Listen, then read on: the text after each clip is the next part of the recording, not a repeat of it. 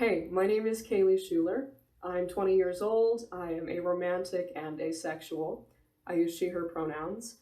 I am an author, I'm an artist, among a number of other things. Today I'm going to be sharing a couple poems that I've written about my identity as Aroace and my experience navigating the world from that perspective. This first piece is called Why I Refuse to Love.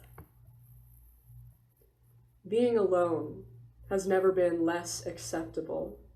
Suffocating behind museum glass, I learned all the words except if. Childishness persists in the soul that never grew beyond friendship, that uninspired blueprint. I deserve a life without dread. Abandoned stairways decay in silence. Crush me beneath the pulsating threat of some well-intentioned heart. I don't need a savior. As this is just the preface to ordinary life. Repulsion unrolls, consumes, buries. Poetry is always about romance and sex. Words that should delight only choke, the throat tightening with a grimace of congratulation. I never see myself anywhere outside my mirror. Stench of severed flowers permeates an emptiness. Stifle growth as you see fit, mangle the body until it almost mimics absence. I am not half. The enigma of contentment remains somehow, despite gouged out deficiency. This is not a fault. I will not poison myself to avoid becoming a stereotype. The second piece is called Regarding Lack. I wrote it based on a poem written by Justin Philip Reed. This chasm. Inscribed emptiness, scrape half away and cram into mold, forced vacancy placed beside exposed thrum of heartbeat. Always when you will. I shroud my head with floral bedsheets shivering at inevitability. Love, love, love cascades into wide-eyed resentment. This chasm is. Laughter no longer negates demand. Existence framed as childish, smother belonging. What caused, when you, how could, but really, the kindest snuffing out of worth? Red string fastened tight around a child's finger. Stitch it to the skin when it slips. Blood does not alarm. Go forth and this chasm is you.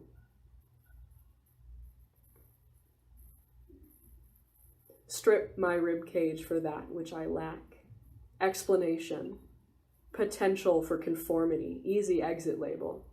Trauma. Invisibility as inability to achieve intimacy without unease. The right one is a falsity. Blame loneliness on chosen aloneness and not broken, and eventually. This chasm is your imposition.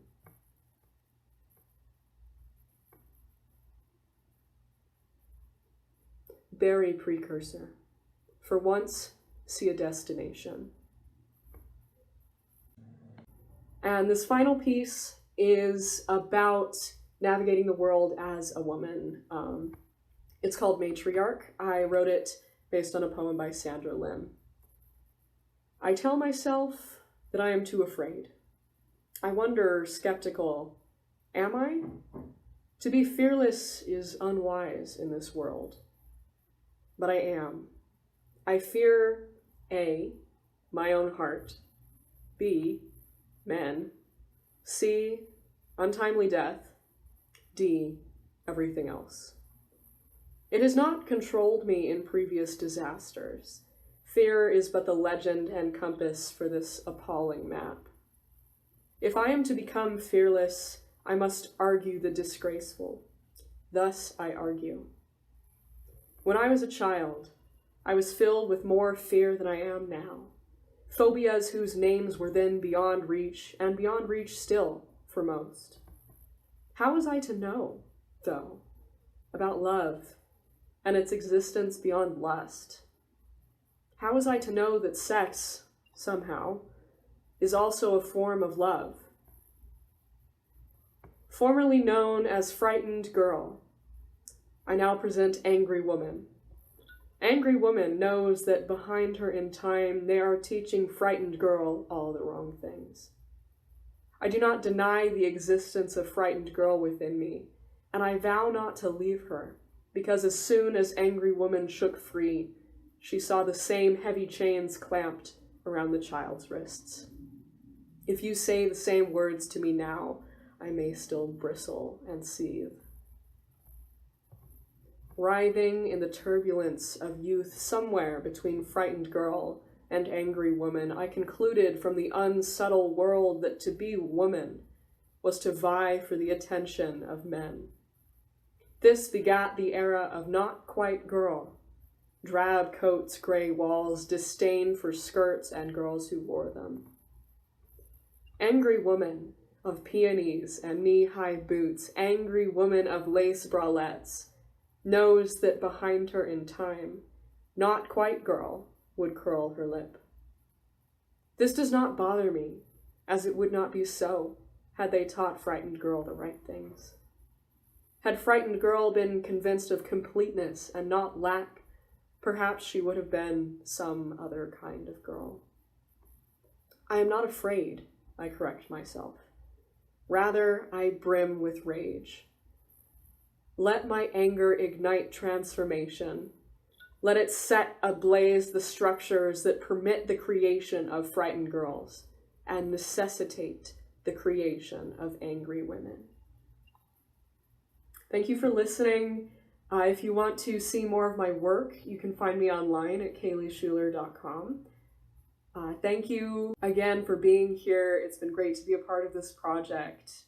I hope everyone has a wonderful day, a wonderful night, and I hope you all know that you are loved and you are valid.